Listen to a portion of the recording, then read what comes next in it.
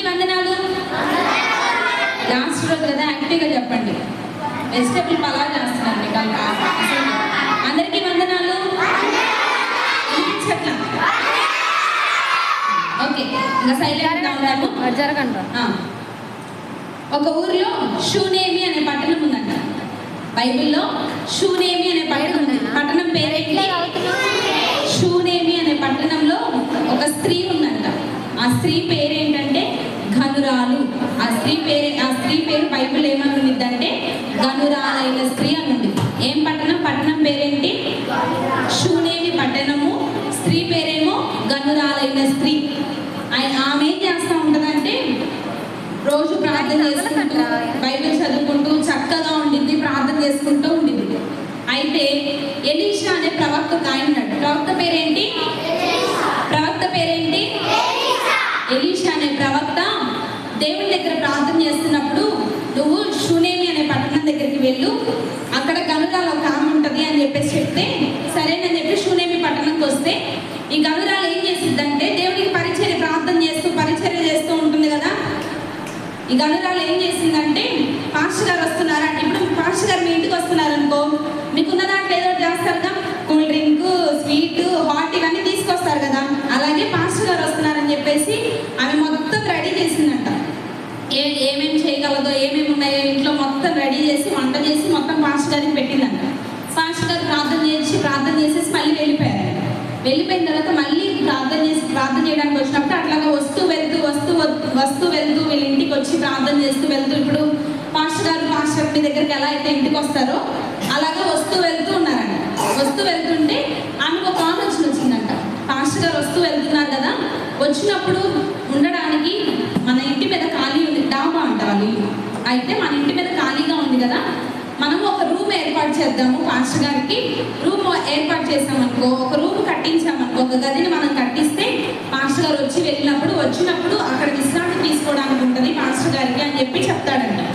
చెప్పేసరికి వాళ్ళ భర్తకు చెప్తే ఆయన కూడా సరే అని చెప్పేసి ఒక గది కట్టించి ఆ గదిలో ఏమేమి పెట్టిందంటే మంచం ఒకటి, బల్ల ఒకటి, మందసం ఒకటి, ఈ మూడు దీపస్తంభం ఒకటి.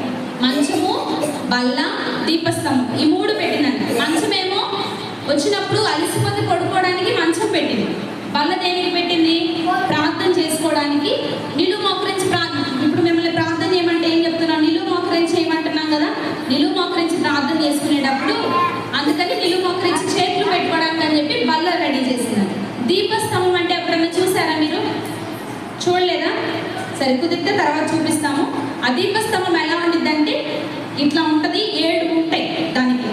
దాంట్లో ఎప్పుడు ఎలా ఉంటుందంటే ఎప్పుడు దాంట్లో నుంచి లైట్ వస్తానే ఉంటుంది. అంటే ఎప్పుడు లైట్ వెలుగుతూనే ఉంటుంది. అది ఎప్పుడు ఆరిపోదు. దీపస్తంభం అంటే ఎప్పుడు ఆరిపోకుండా ఉంటుంది. ఏమేమి పెట్టింది గదిలో? మంచము, బల్ల, దీపస్తంభం. ఏమేమి పెట్టిన నా తర్వాత చెప్పండి. మంచము, బల్ల, దీపస్తంభం ఈ మూడు పెట్టిన తర్వాత పాస్టర్ గారు వచ్చారు. పాస్టర్ గారితో పాటు ఇప్పుడు మీ దగ్గరికి ఎవరన్నా అన్న వాళ్ళు ఎవరన్నా వస్తూ ఉంటారు కదా, అలాగా పాస్టర్ గారితో పాటు గెహజీ అని ఒక ఆయన వచ్చాడు. ఎవరు? గెహజీ అని ఆయన వచ్చాడు. ఆ రోజు కూడా పాస్టర్ గారు వాళ్ళు వస్తుంటే పాస్టర్ గారు వాళ్ళకి భోజనం తయారు చేసి భోజనం పెట్టేసి వాళ్ళు రూమ్ కట్టించింది కదా, ఆ రూమ్లో విశ్రాంతి తీసుకోవడానికి అని చెప్పేసి రూమ్లో ఉన్నారట. రూమ్లో ఉన్నప్పుడు ఈ ఎలీషా దైవ సేవకుడు ఎవరైతే ఉన్నాడో ఎలీషా గెహజీతో ఆమెకి ఏమన్నా అవసరం ఉందేమో కనుక్కో, మనం ప్రార్థన చేద్దాము. ఇప్పుడు పాస్టర్ వాళ్ళు మీ ఇంటికి వచ్చారనుకో, మీకు ఏమన్నా అవసరం ఉందా, మీ బాధలు ఏంటి అని అలా అడుగుతారు కదా. అలాగే వాళ్ళ ఇంట్లో కూడా ఆమెకి ఏమన్నా అవసరం ఉందేమో కనుక్కో, ప్రార్థన చేద్దాం మనము అని అడిగితే, ఆమెకి కుమారులు లేవయ్యా, వాళ్ళ భర్త చాలా వృద్ధాప్యంలో ఉన్నాడు. అబ్రహాముకి బాగా 99 సంవత్సరాలప్పుడు ఇస్సాకుని ఇచ్చాడు కదా, అలాగే ఆమె చాలా వృద్ధాప్యంలో ఉంది, వాళ్ళ భర్త చాలా వృద్ధాప్యంలో ఉన్నాడు, పిల్లలు పుడతారా అంటే ఎలీషా ఏం చెప్తాడంటే, మరలా తదుపరి సంవత్సరానికి నీ కౌగిట ఒక కుమారుడు పుడతాడని చెప్పేసి చెప్తాడన్నమాట. నమ్మలేదు వాళ్ళు కూడా. అబ్రహాం ఎలా అయితే నమ్మలేదో, వృద్ధాప్యంలో అంటే ముసలితనంగా బాగా ముసలి అయిపోయిన తర్వాత మాకు పిల్లలు ఎలా పుడతారని అబ్రహాం ఎలా అనుకున్నాడో వీళ్ళు కూడా అనుకున్నారంట. ఎవరు? ఘనురాలైన స్త్రీ వాళ్ళ భర్త ఇద్దరు అనుకున్నారంట. కానీ మరలా తిరిగే సంవత్సరానికి కొడుకు పుట్టాడు. కొడుకు బాగా పెద్దోడయ్యాడు, బాగా ఆడుకుంటున్నాడు, కొడుకుని బాగా చూసుకుంటున్నారు. వీళ్ళు పొలం పనికి వెళ్తుంటే పొలం పని దగ్గరికి వెళ్ళినప్పుడు ఒకసారి బాగా తలనొప్పి వస్తుంది అని చెప్పాడంట. బాగా తలనొప్పి వస్తుందని చెప్పేసి అంటే సరేనని చెప్పి ఇంటికి తీసుకొచ్చారంట. ఇంటికి తీసుకొచ్చిన వెంటనే ఆ నొప్పితోనే నాకు బాగా ఇబ్బందిగా ఉందని చెప్పేసి అలానే పడిపోయి చనిపోతాడు. ఎవరు? కొడుకు చనిపోతాడు. కొడుకు చనిపోతే ఈమె ఏం చేసింది? కూర్చొని ఆడలేదు. అందరికీ చెప్పేసి నా కొడుకు చనిపోయాడు అని ఏం చెప్పలేదు. అలా చెప్పకుండా వాళ్ళ ఒక పని మనిషిని గాడిదని తీసుకొని వెళ్ళిపోయింది. ఎక్కడికి వెళ్ళింది? ఎలీషా ప్రవక్త కర్మేలు అనే పర్వతం మీద ఉన్నాడు. ఎక్కడున్నాడు? ఎలీషా ప్రవక్త కర్మేలు అనే పర్వతం పేరేంటి? కర్మేలు అనే పర్వతం మీద ఉంటే సరేనని చెప్పేసి ఒక పని మనిషిని తీసుకొని వెళ్ళింది. వెళ్తుంటే ఇప్పుడు పర్వతం మీద నుంచి కింద నుంచి వస్తుంటే దూరం నుంచే చూశాడంట ఎలీషా. ఈమె తెలుసు కదా, రోజు వస్తూ ఉంటుంది, వీళ్ళ ఇంటికి వెళ్ళినప్పుడు కావాల్సినవన్నీ ఇస్తుంది, అన్ని అరేంజ్ చేస్తూ ఉంది కదా. అందుకని చెప్పేసి దూరం నుంచే చూసి గెహజీ ఉన్నాడు కదా దైవ సేవకుడి దగ్గర, గెహజీ అని ఒక ఆయన ఉన్నాడు కదా, ఈ గెహజీని పంపించి ఆమెకి ఏం కావాలో కనుక్కోమని చెప్పు అంటే వెళ్ళి అడిగాడంట. అమ్మా నువ్వు ఎందుకు వస్తున్నావు?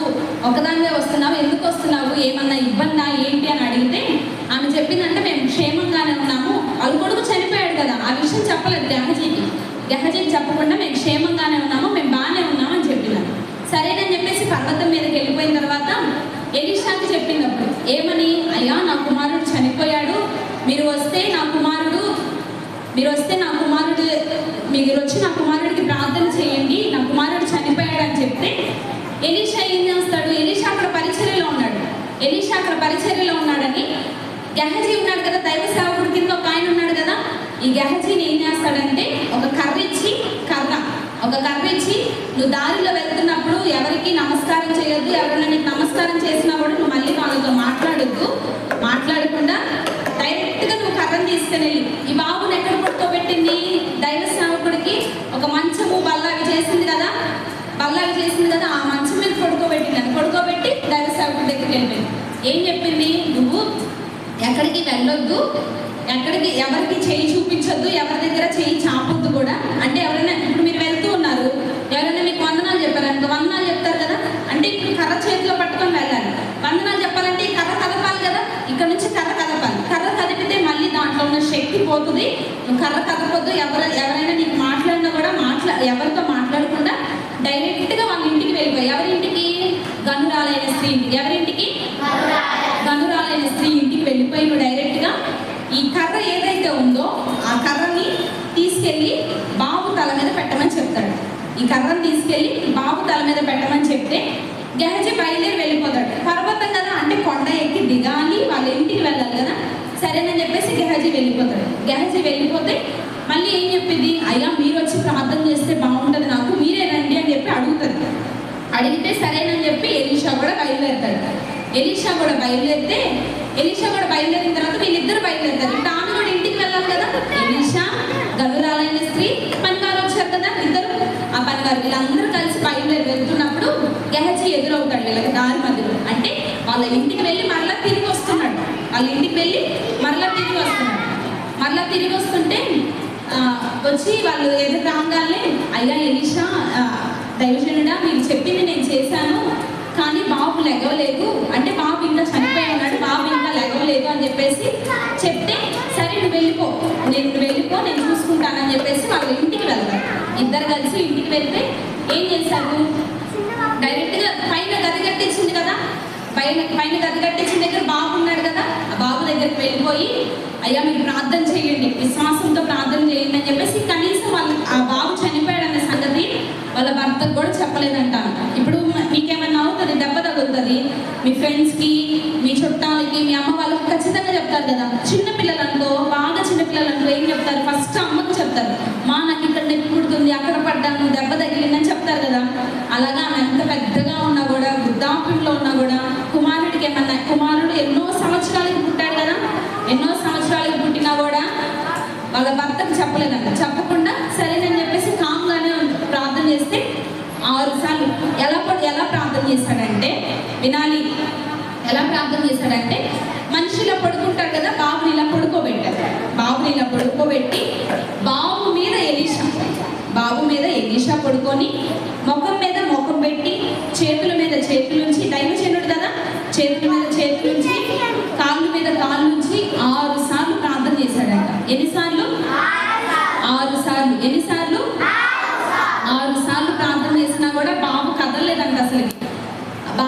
కదలకుండా అంతే ఉన్నాడంట. లాస్ట్గా ఏడోసారి ప్రార్థన చేసిన వెంటనే బాబు లేచి కూర్చున్నాడంట. ఎక్కడన్నా ఉందా బైబిల్లో చనిపోయిన వాళ్ళు? బైబిల్లో కాదు, ఎక్కడన్నా మన చుట్టుపక్కల మన ఇళ్ళల్లో కానీ మన చుట్టాల్లో కానీ ఎవరైనా చనిపోయిన వాళ్ళు మళ్ళీ తిరిగి లేచినట్లు ఎక్కడన్నా ఉందా? మీకు తెలుసా ఎవరైనా చనిపోయి మళ్ళీ తిరిగి లేచారా? లేగలేదు. కానీ దైవజనుడు ప్రార్థన చేస్తే, ఎలీషా దైవజనుడు కదా, దైవజనుడు ప్రార్థన చేస్తే చనిపోయిన కుమారుడు మరలా తిరిగి లేచి యాక్టివ్గా కూర్చున్నాడంట. ఎప్పుడు చిన్నప్పుడు ఇప్పుడు పిల్లలు ఎలా ఆడుకుంటారు? నిద్రపోయి ఎగవంగానే ఎంత హ్యాపీగా ఉంటారు. ఎవరన్నా చూడండి, కాసేపు నిద్రపోతారు పిల్లలు. నిద్రపోయి లేచిన వెంటనే టక్క టక్క టక్క టక్క ఆడేసుకుంటారు. కాసేపు మళ్ళీ అలసట వచ్చినంతసేపు ఆడుకుంటారు. అలాగా చాలా యాక్టివ్గా ఉన్నాడు. అది చూసి తల్లి చాలా హ్యాపీగా ఫీల్ అయిందంట. నా కుమారుడు మరలా బ్రతికాడు, నా కుమారుడు చనిపోలేదు, నా కుమారుడు మరలా బ్రతికాడు అని చెప్పి చాలా హ్యాపీగా ఉన్నాడు. ఇప్పుడు చనిపోయిన కుమారుడు మరలా తిరిగి లేవడానికి కారణం ఎవరు? ఎలీషా ఏం చేశాడు? ప్రార్థన చేశాడు. ఎన్నిసార్లు ప్రార్థన చేశాడు? 7 సార్లు ప్రార్థన చేశాడు. 7 సార్లు ప్రార్థన చేసిన తర్వాత కుమారుడు లేచాడు. వీటంతటికి కారణం ఎవరు? గనురాలైన స్త్రీ. ఎవరు? గనురాలైన స్త్రీ. ఏం చేసింది? దైవజనుడికి పరిచర్య చేసింది. ఏం చేసింది? పరిచర్య చేసింది. పైన ఒక గది కట్టించి మంచము, బల్ల, దీపస్తంభం ఈ 3 పెట్టి దైవజనుడికి కావాల్సిన ప్రతి ఒక్క అవసరాన్ని దేవుడు తీర్చింది. కాబట్టి దేవుడు ఎవరిని బ్లెస్ చేశాడు? గనురాలైన స్త్రీని బ్లెస్ చేశాడు. తర్వాత పుట్టిన కుమారుడు చనిపోయాడు కదా, మరలా తిరిగి లేచాడంటే అది దేవుడు ఆశీర్వాదంగా చేసినట్లేగా. దీన్ని బట్టి మనం ఏం తెలుసుకోవాలి? మన దైవజనులు ఎవరైతే ఉన్నారో వాళ్ళ కోసం మనం ప్రార్థన చేయాలి.